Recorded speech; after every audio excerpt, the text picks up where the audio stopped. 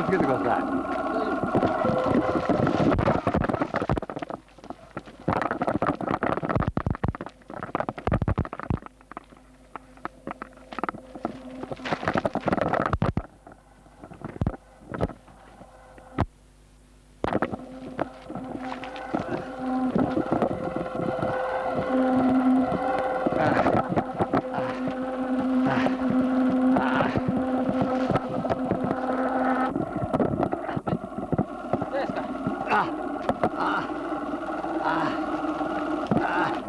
やられた。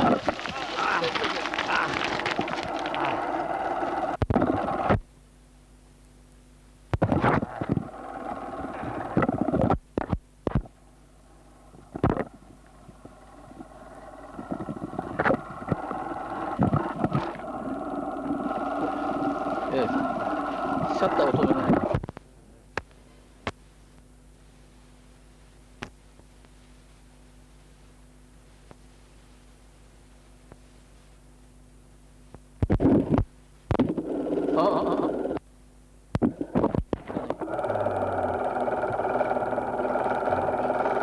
引っ張りますよ。ありがとう。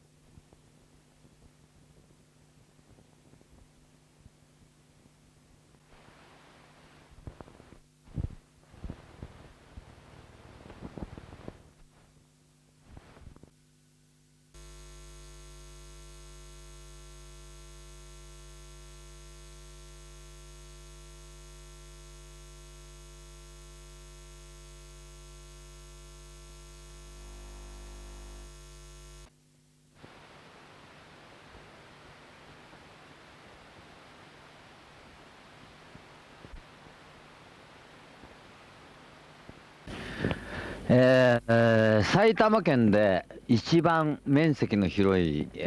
寺坂棚田に来ております。向こうに見えるのが、両神山でございます。そして長野の山が見えて、奥秩父の山もまだ雪がかぶっている風景が見えます。40年前、その武甲山の山頂破壊反対運動を、浦和でやりました。僕の地元の浦和でやりました。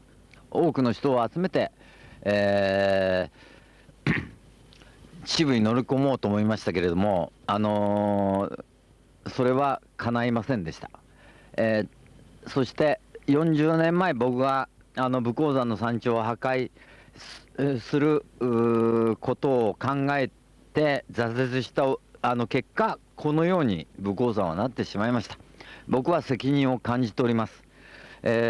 の40年前は僕も、ドキュメンタリー映画を作りました、武甲山の。それでその40年前の、使い残したフィルムを使って今、撮影してもらってます。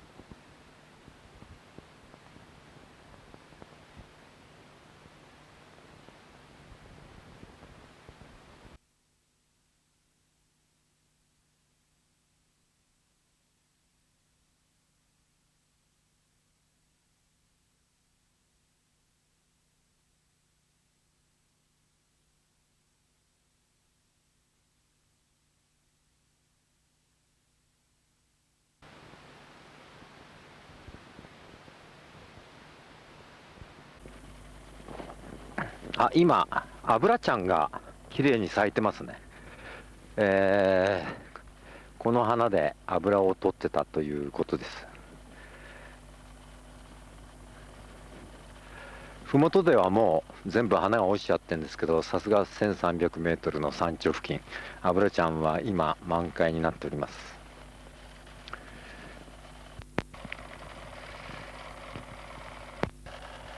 40年ぶりに8ミリムービーを回しております。40年前と変わらないのはこの山頂付近のバイケイソウです。かなり毒がある草なんで、鹿も獣も食べないので、40年間ずっとここは群生しております。向こうに見えるのは、武甲山の、山頂にある、御嶽神社です。この、雲の中の風景っていうのはまた、格別だと思っております。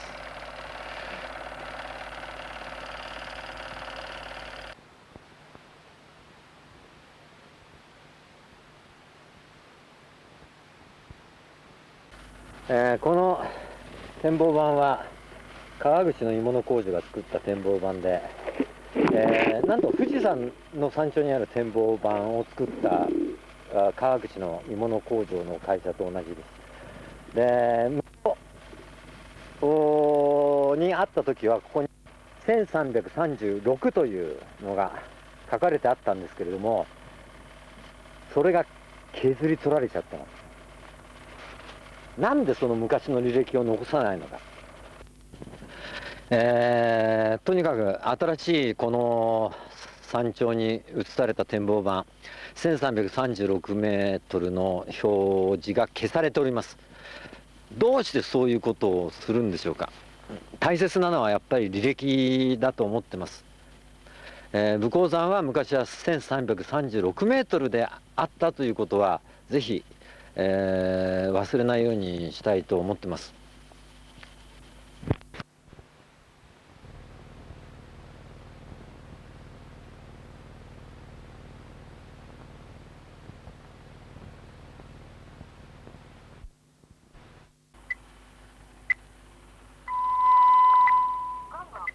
7時50秒お知らせします。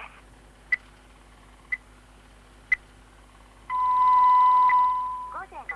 時ちょうど。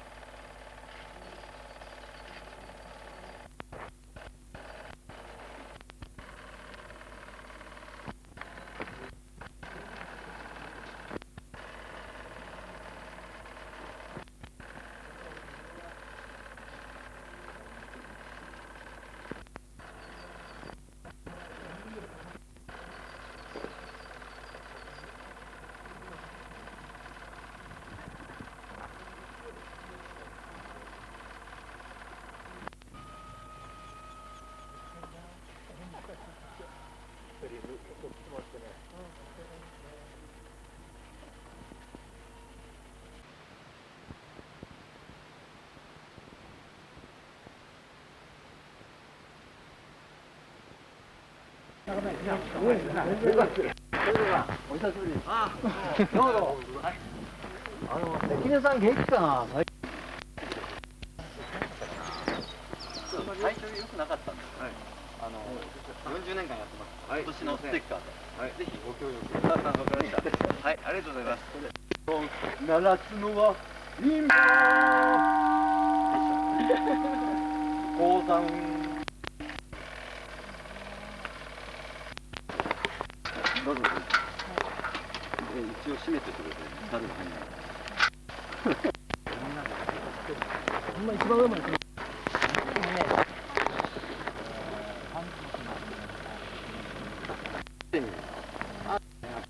からっていうので、今鐘ついたところあるじゃない、その脇にね、三角形についたの。あの話のところがね、1295メートル。だから、1304引く1295。いろんなことあれね、僕らのことでね、高速道路にいろんな意味で崩落の危険性が高いんで、もうそろそろどうにかしなきゃいけないっていうのがあって、武甲山の未来フォーラムすぐにね、P3 のことを、昔から仲良しなんです。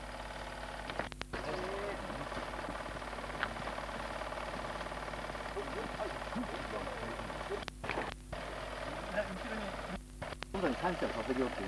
40年やってて、今年の2月23日、環境省を動かすことができて、武甲山の未来フォーラムを支部で開催する運びになったんですけど、環境省のね、今、トップ3の人と昔から仲良しなんです。ぜひ。そして、なんでしょうけどね、やっぱり1トン200円ぐらいで、原石売るんだったら、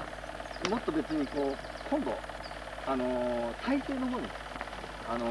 シフトして、武甲山の再生の方で雇用を見込んで、やっぱり、国からもお金が出る可能性があるよ。ここは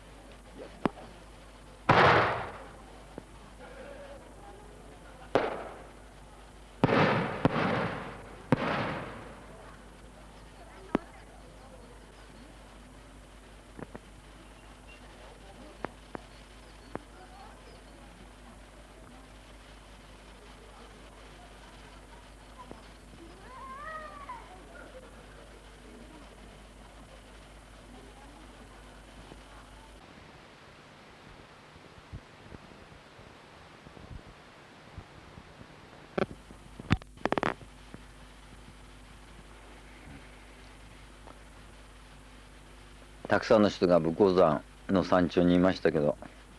このような獣道を歩く人は誰一人いなくて、もう最高の場所です。人に気兼ねすることなく、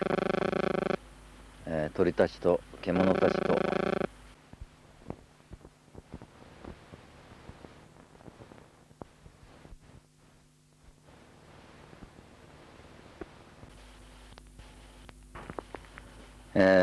向こうの山には山桜がたくさん、咲いていて綺麗ですね。あの山には熊とか鹿とか猿とかがいっぱいいそうな山で、獣よけに僕はいつも「やおい!」というふうに、叫びなが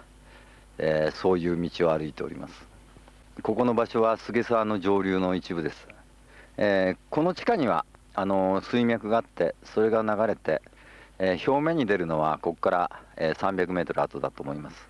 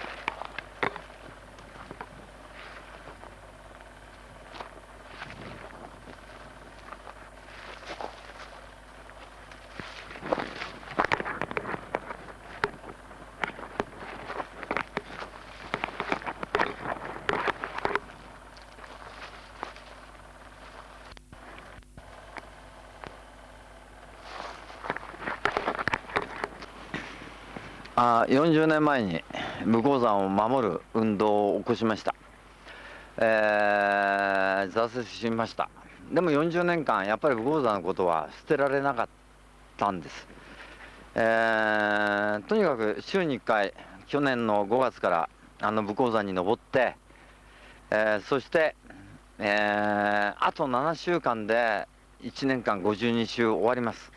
もう最後までやっぱり武甲山の植物の実践の記録を取りたいと思ってます。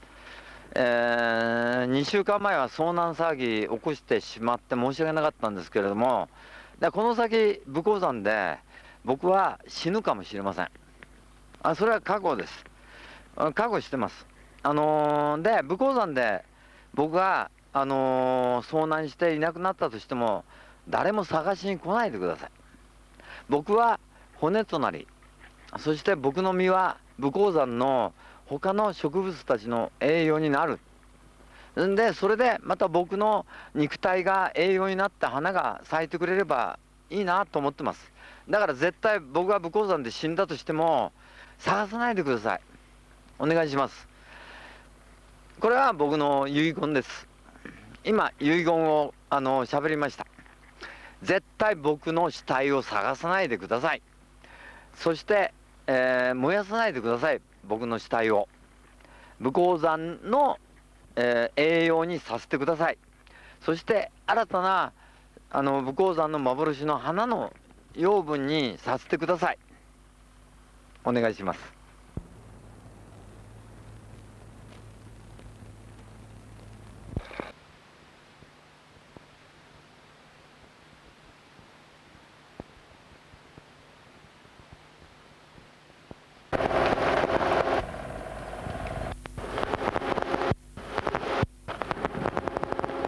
宮益修理発見。そのけどは、普通ユリっていうのは花びらが全部くっついちゃってるんですけれども、このスカシウリは向こうが見えるっていうのでスカシウリっていう名前がついてて、山の奥にあるのは、言われてます。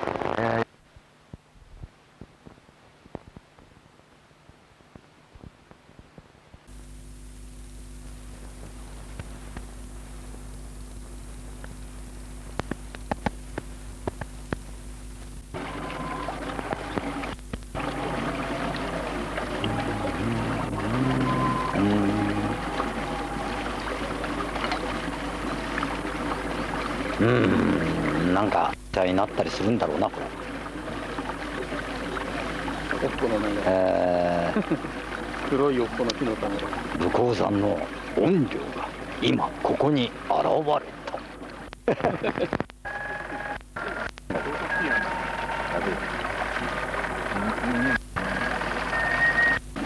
コットンのやつなんですか。そうそうそう。でここに銅のこれを入れて、そ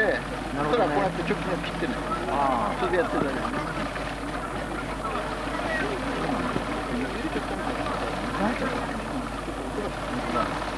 っきも聞いてました。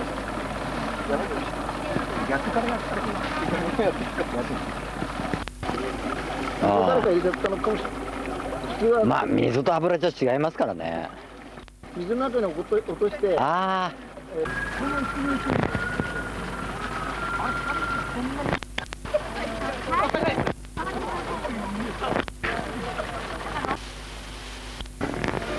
令和元年7月6日、武甲山の麓の寺坂棚田に、来ています。今日は年に一度のかがり火祭りで、痛々しい武甲山を慈しむ、その悲しみを慈しむ大切な行事のようです。このたくさんの炎たちが武甲山を応援しているようでもございます。見上げてごらん、向こうの山を。随分涙を流した跡が非常に痛々しく見えます。横瀬のかがり火祭り、とっても素朴なお祭りでございます。この、燃料も、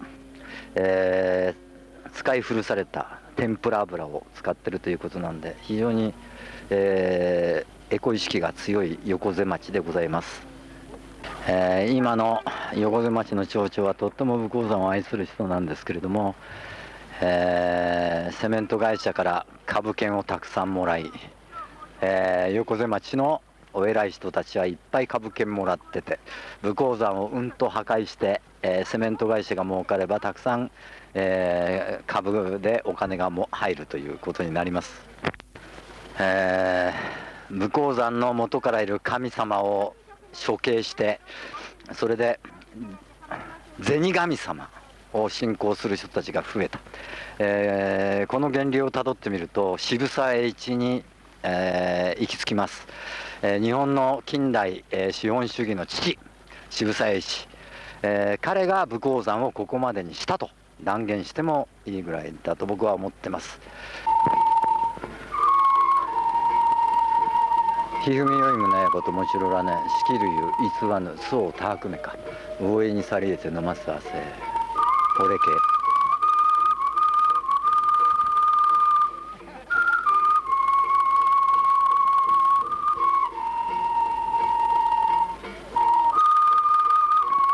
この棚田を作った人たちは相当大変だったのだと思います。日本中の山里に棚田はいっぱいありましたけれども、消滅する棚田が増えていますが、この武甲山の麓の棚田は、しっかりと広い面積で残っています。今日は久しぶりに大勢の人たちがかがり火祭りに来ています。ありがとうございました。もう一度大きな拍手の方は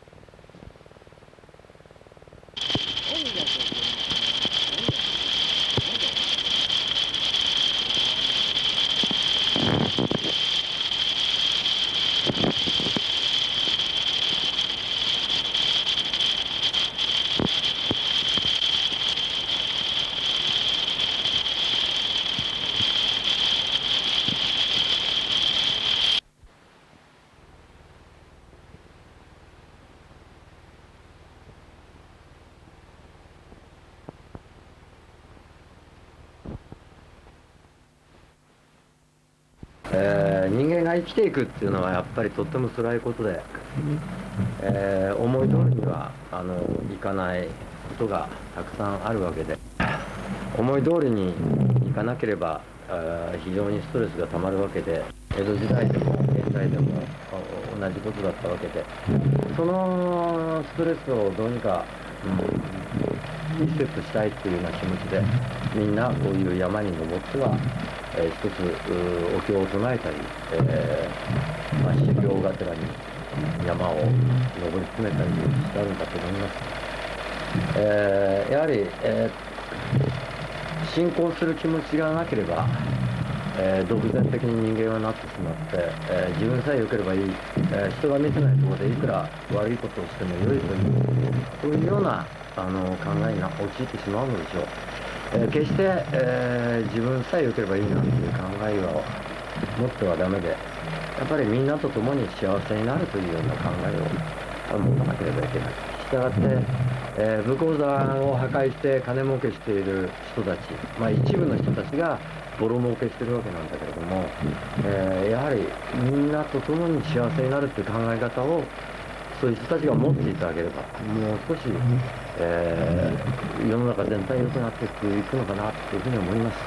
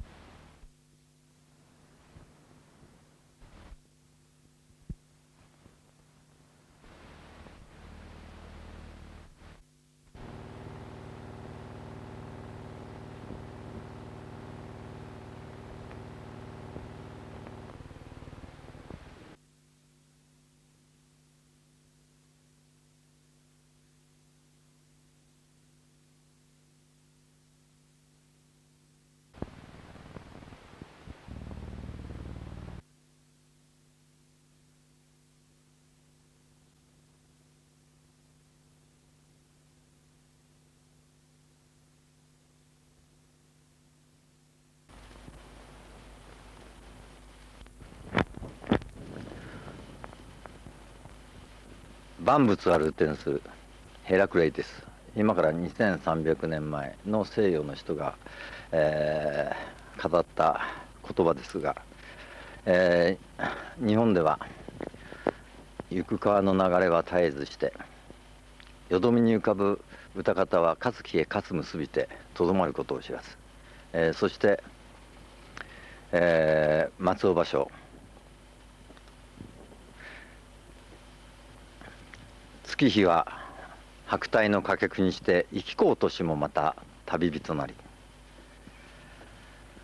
船の上に障害を浮かべ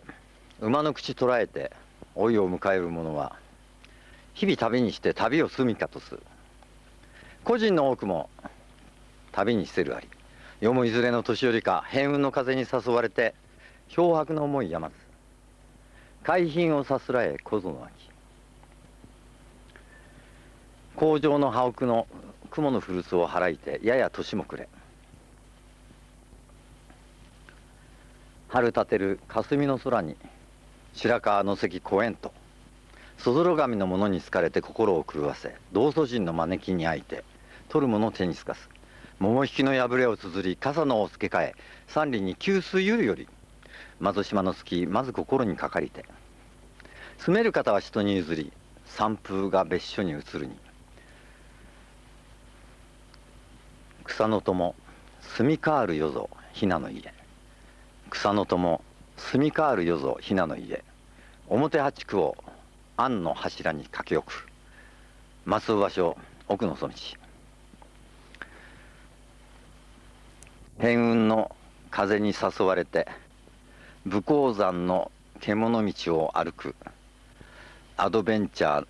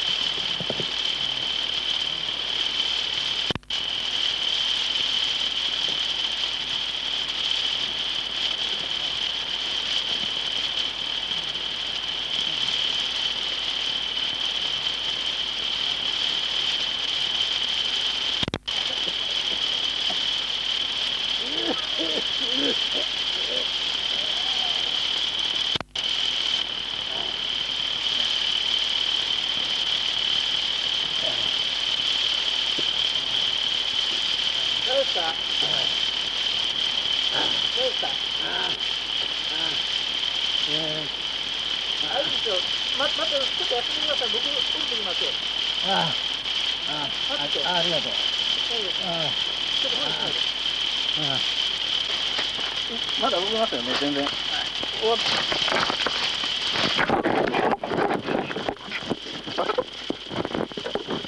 ちょっと待って、こっちもダメだ。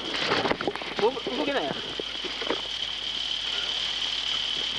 なんだこれ。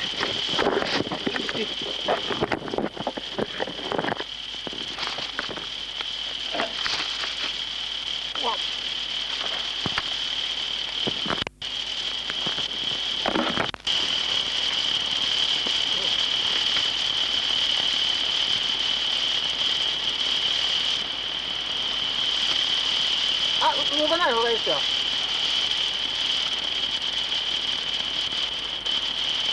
しんどいですか。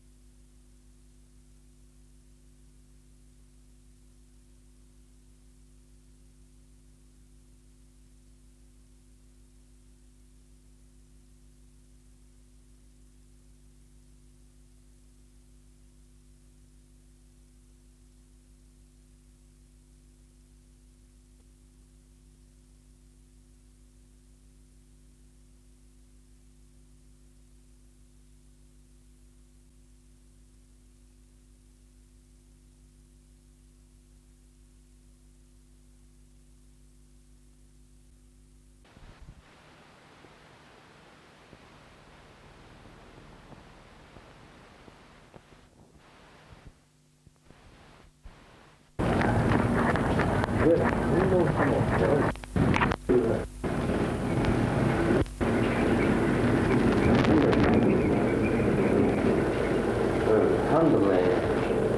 度目死んだき、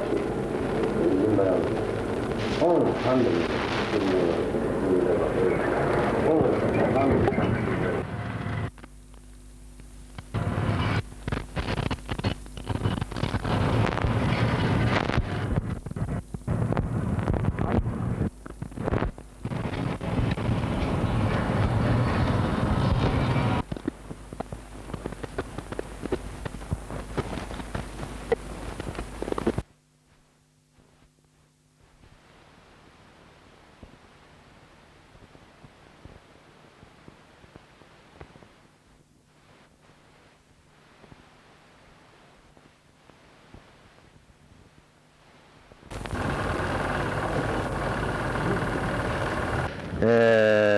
45年前、三菱の、このセメントの工場が、できてから、武甲山の破壊がひどくなったというふうに記憶しております。いろんな意味で、横瀬の人も秩父の人も武甲山を破壊することによって潤えてきたんだと思いますけれども、もうそろそろやっぱり報道にしなければならない時期には来てると思います。今ある、北面の森を、今ある森守んないと本当に横瀬川は枯れてしまいますし、未来の人々の武甲山の恩恵っていうのは途絶えちゃうと思います。やっぱり武甲山の緑と水をやっぱり守るということにやっぱりみんな気を使っていかなければならないというふうに思ってます。どうぞ、その無関心にならずに一つ関心を持って、いただきたいなと思います。船潮9番から、リポートしました。どうもありがとうございます。はい。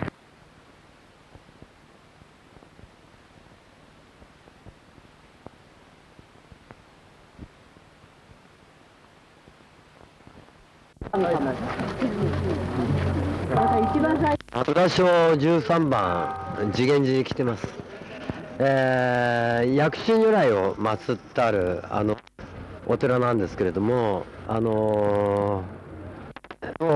悪い目が良くなるっていうので、目の悪い人の悲しみを慈しむ札所となっております。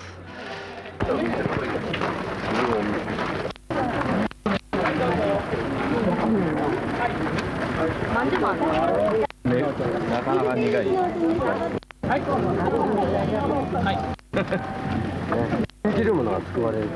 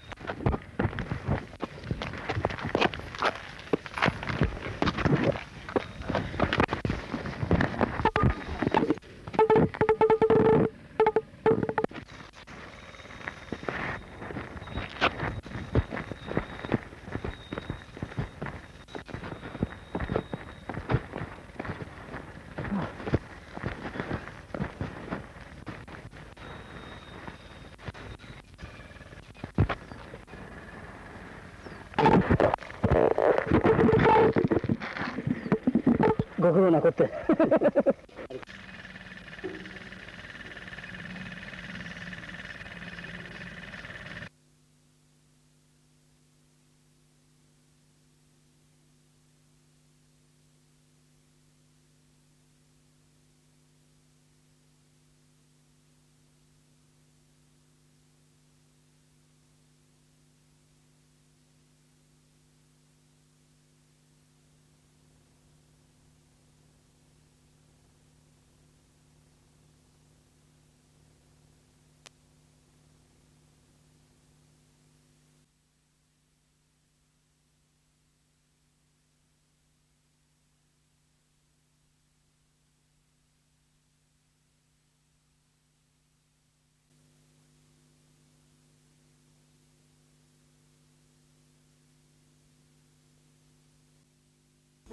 North Asian is going to defeat this terrible China virus. 緊急事態宣言を発出いたします。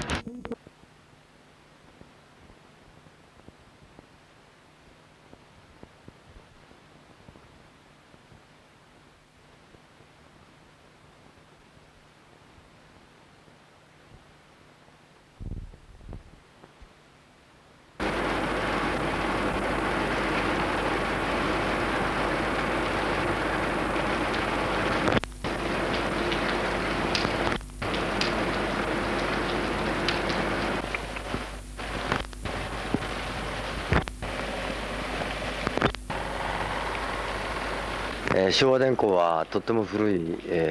秩父の工場でございますけれども、1968年、六角ラムを荒川に、垂れ流してしまって、それが大問題になったっていうのをふと思い出しました。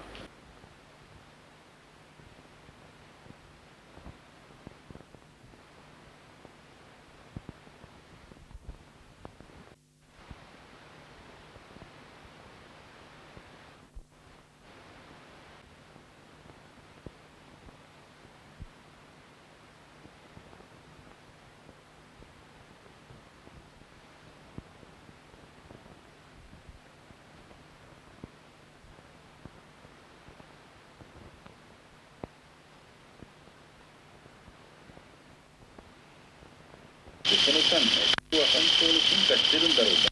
そのような特徴性高齢者と低層者が感染を広げちゃってるのは間違いないわけですから。やってるように下水を検査して、ちょいちょい大が使用するわけです。しかもね、一時期のような逼迫状況じゃなくなったんだったら、今こそ、例えば首都圏の相当大規模なところに PCR 検査かけて、子供騙しのテストで何を証明できるいやさ、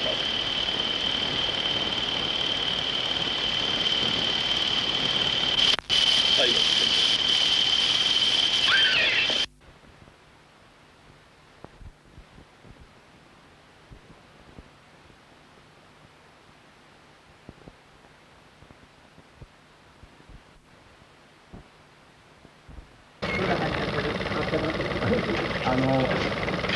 小さい写真よりも大きい写真の方が、ここは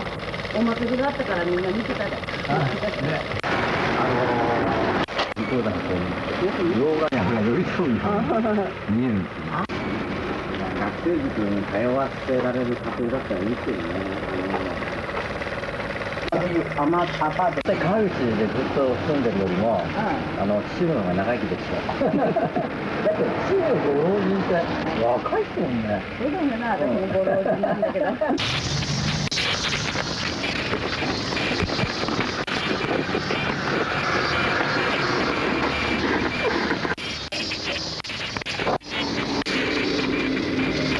俺はそんなちっちゃい時で、あと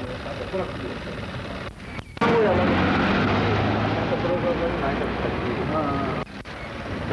確かにね。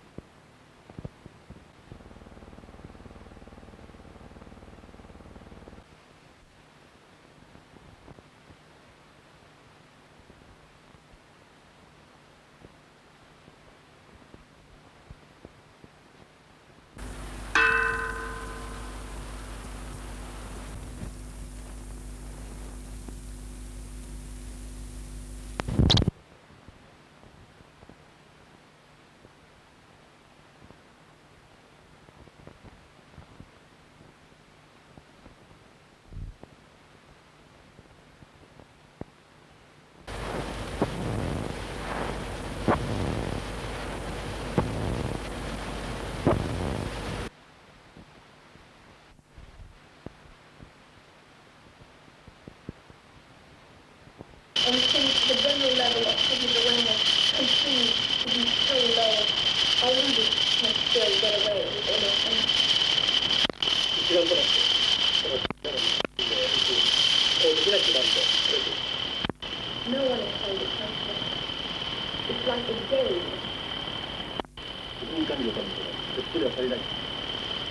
土の足の上、美しい獄門という感じであるというのは、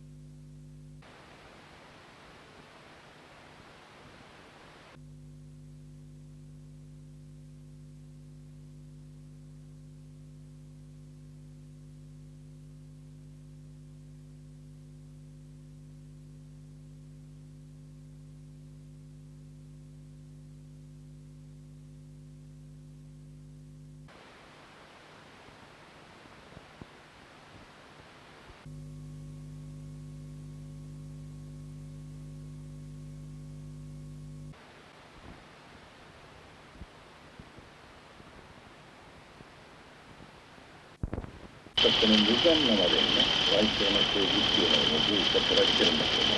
なぜそうなったっていうんですね。まだ父さんのことは全く関係ありません。権力さえテクノロジーが何でもできるっていうのはですね、やはり安倍政権がスタートした時からの我々が付き合ってるチームに全てつながってるっていう。Let me assure you.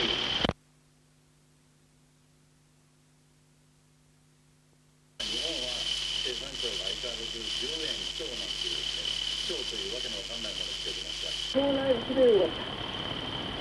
隠されない。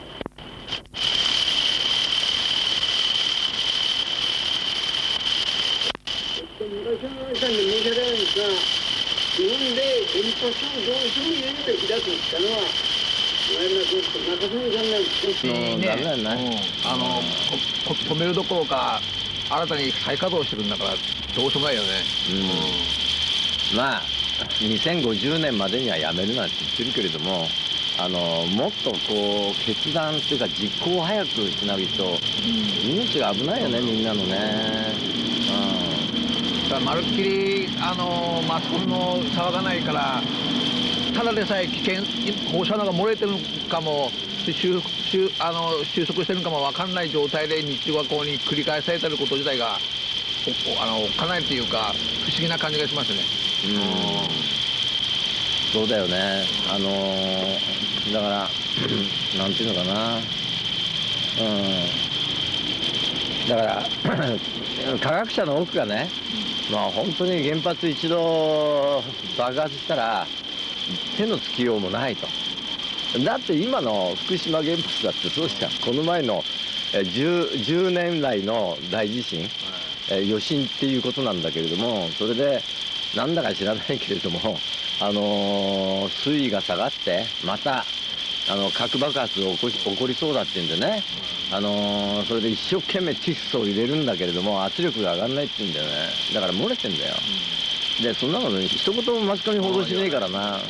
もうマスコミこんな野郎っていつも思うんだけどね、なんでなんだろうね、マスコミね。だからいつもその3.11とかそういう特別な日の時は大騒ぎするんだけど、それが過ぎてしまえばまた元の木阿弥でそういう原発とか放射能なんかどっかにもう消え去っていったような感じで、年に1回とか10年の節目になると大騒ぎするようなそういう感じですよね今ね。だから10年前の原発事故のね、その後の政府の対応を見てみると、今のそのね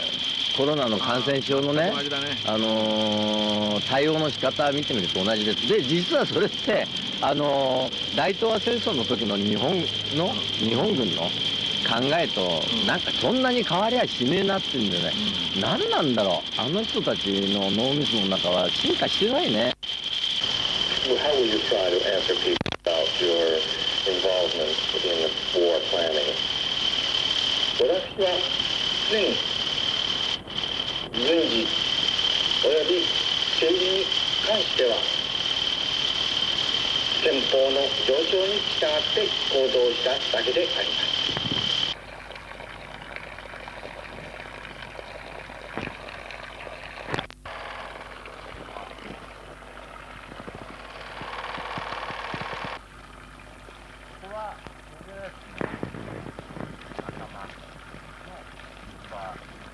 鉱山のその水なんですよ。ここに流れてる水っていうのが、みんなの命を支えてる水になってるんですよ。ところなんですよ。だから、山の中に水はできるんです。山を守るんだから、水はなくなるってことなんです。武甲山の排出地域はもうやめなくちゃいけないっていう、そういう段階には来てます。山を守んなきゃ、僕らの命の水は守れないっていう、そういう認識があります。それがわかんないやつが多いからバカたれなんですよ。まあ、バカが垂れたらバカ垂れた。棒が垂れたら青垂れた。ウランが垂れたらメルトダウンでメルトするんです。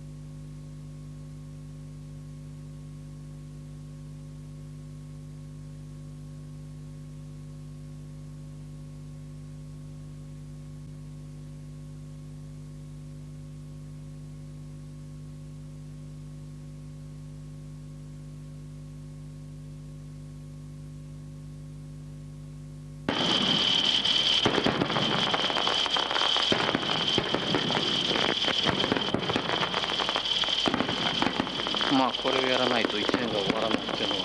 この時ならではってことで、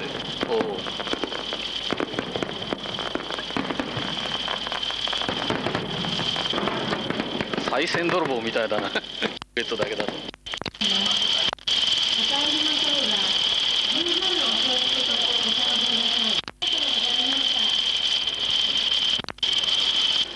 秩父神社の例大祭、行うことができまして、僕も撮り続けていますが、夜祭りをこんなにゆっくり見られたのは初めてでございまして、これはコロナ様のおかげだと思っております。秩父神社の宮司さんとも、とにかく、こういうコロナの時でも、先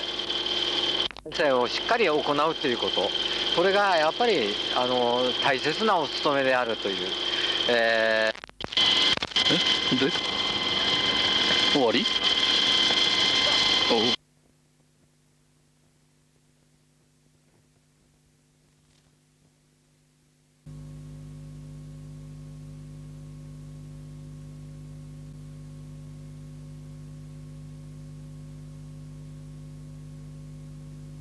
自粛ムードがずっと続いてて、ついには、華やかな屋台が、引き回されなかったっていう、これは近年まれに見る現象だと思うんですけどね。ずっと秩父で生まれて、秩父でね70年近く生きてる、宮尾さんにとって、どう思いました？だからね、地元の人たちのもともとはお祭りは地元の人が楽しむお祭りなんでが、それが国のその命令一つで中止になること自体に非常に、おかしいなと思って、で夜祭りなんていうのは本当にみんな男衆が男気を発揮する唯一の、秩父で一番秩父の人が燃える時期にもかかわらず、それがやめになってしまうことだし、お祭りだから別にその上がどうの関係なくやるのがお祭りだと思って、私は庄島さんと一緒に例年のごとく毎年この駅前で、写真販売してる、もう何年もやってますんで、それを中止するのはおかしいんじゃないかと思って、篠島さんがぜひお祭りでもやりたいっていう話だったんですけども、露店を絶対もうみんな出す雰囲気は全然なかったんですけども、あえて会場で何人か集めてやるよりもやっぱり毎年同じようなことでやったらどうかっていうふうに篠島さんに相談したわけですよね。僕は冬だし寒いし雨降ったら嫌だから、外でやるんじゃなくて中でやりたかったんだけれども、でも、宮尾さんの一言はね、よかった。中でやったら集まる人間いつも同じお友達ばっかりっていうんでね、そういうところでなんていうのかな、ここでやって、不特定多数の歩く人少なかったけど、それでも立ち止まってね見てくれて、武甲山に対しての興味関心とかもね持ってもらえたっていうのはあるかなっていうふうに思うんですよね。我々が青春時代はちょうど1970年の安保闘争の時代で、社会そのものが何かみんなで世の中変えてやる雰囲気がそれとなくあったんですけども、今は逆に何があってもただ上の言うことに従ってるだけで、その反抗心というか反発というのがなくて、ただ言われたなりにはいはいと従うような形になってしまってる感じがするので、もう少しオートバイ屋の暴走族とかそういうとこで男気を、お祭りとかね、秩父で言えば、年に1回のお祭りでみんな男気を出して、もう俺はもうこの秩父の中じゃというような気があるんですけども、そういう男気を出すところが履き違えちゃってて、もっと違うところにその男気を出してもらいたいと思うんですね。お上に対して物申すじゃないけども、下の者に対しては威張り散らかすんだけども、こと上の自分のより上役とかそういうものに対しては全然歯向かわずに黙って従う、その反動で自分より下の者にをいじめるというような、そんななんか悪い道徳っていうかそんなもんがはびこっているような感じで、そうではなくて逆に自分より強いものに歯向かうような気持ちがなければ、これから何かを変えていこうという時には何でも右に習えではもうこの世の中回っていかないと思うんですよね。だからもっと一つ一つのことに対して自分としてどうなのかというそういう気骨ある構えで物事を見てもらえれば、もっとこの世の中もいろんな今起きている現象も即外国と比較するわけではないですけども、アメリカやドイツやそういうフランスなんかはすぐ行動で起こす、そういう連帯感があるんだけども、日本の場合は自分のグループの中の仲良しクラブはいい形で動くんだけども、そうでなくてもっと大きな動きで流れでまとまっていこうという、そういう気骨はないと思いますね。しかし支部の場合は支部事件という日本でも稀な本当に一揆ではなくて本当に革命と言っていいぐらいに、我々の100年前ちょっとした百数十年前にそういう事件がある、そういう歴史がある支部ですので、そういう支部の気骨魂をですね、こういうコロナ禍で、黙って従うんではなくて、何かちょっとおかしいんじゃないかと思ったらそれを行動で起こすような、そういう男気がですね、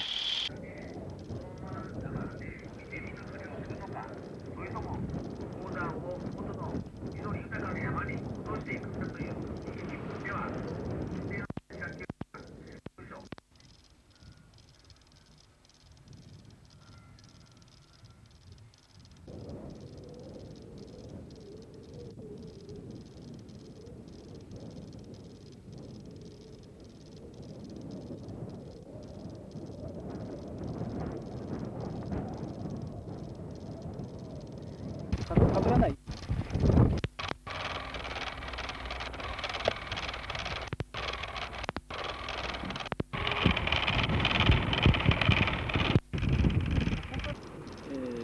ただいまマイクロフォンの試験中、大変ご迷惑をかけております。市民の皆さん、選挙に行きましょう。選挙に行くことによって世の中が変わります。金持ちの一票も私たち庶民の一票も同じ一票です。今現在は金持ちの人たちが権力を握って思うように私たちの税金を無駄遣いしております。私がマイクを取るまでもなくテレビの NHK や他の民間の放送局や新聞でなぜ報道しないんでしょうか。私たちの税金が無駄に使われている、私たちの意思に反して勝手に株式投資に使ったり、ミサイルや軍艦やそういうものを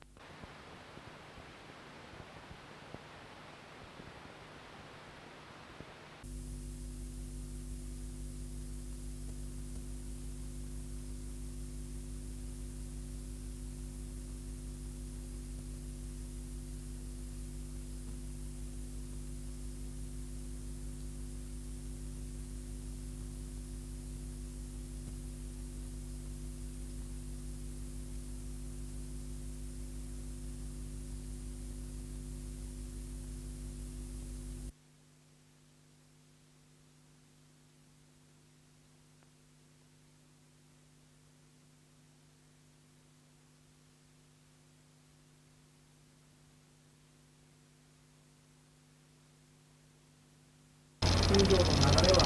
戦後アメリカの戦後政策の一環として天皇制を先般の国の許す代わりに、そして航空兵それの代わりに、代替としてそれではもう二度と戦争を起こさないように、日本は航空兵を持つような素晴らしい、情報という意味で、セットで出来上がったという。あくまでも戦後9条の航空平和という点では世界にも通用する、それは戦争しないという、その案文は本当に貴重な、し光を放ってる半分だと思います。救助もそのものは絶対守るべきだと思います。と同時に戦争を起こさないために、アメリカに利用されないために、本当に日本国民が総力を挙げて日本の国防を守るための軍隊は必要だと私は思い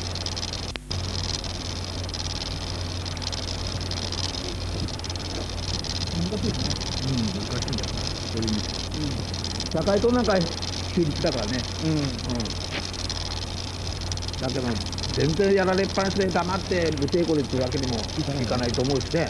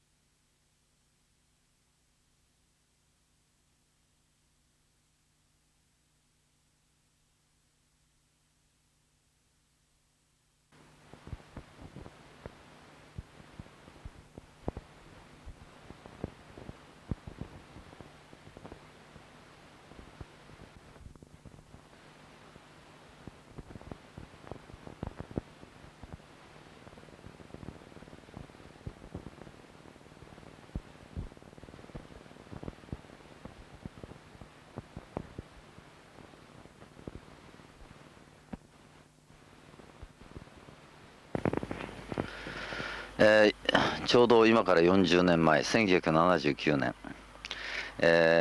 どうにか武甲山を守りたくて、ドキュメンタリー映画を作りました。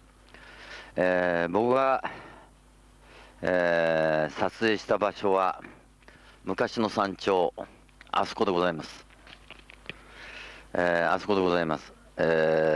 そこはもうなくなっちゃいました。三脚を立てて、武甲山のドキュメンタリー映画を作りました。失われてしまった山頂まで、僕にもし翼が入っているならば今でも飛んでいけるんですけれども、残念ながら翼は僕の中には生えてきてくれません。とにかく武甲山は貴重な山だと思います。反対運動、山頂破壊反対運動は失敗してしまいましたけれども、でもしかしまだまだこれから武甲山をどういうふうにするかという武甲山の未来をみんなで考えなければならない時に来てます。1979年1月、15日に登った時にその2日後に新聞記事で武甲山の山頂が崩されることを知りました。その時に作った歌がこれです。毎日毎日削り取られていつかはなくなってしまうのだろう。何にも言えずに削り取られて怒りを内に潜めているのだろう。人間だけでは生きていけないんだって、大いなる自然あっての人間なんだって、怒りたいんだろう、怒りたいんだろう。武甲山身を削られるまで社会に尽くさなくてもいいんだよ、いいんだよ。武甲山、武甲山の中に咲いてる小さな命を、武甲山の中で育つ小さな命を守っておくれ、守ってくれ武甲山。この歌を作ってそれをもとにシナリオを作って、ドキュメンタリー映画を作りました。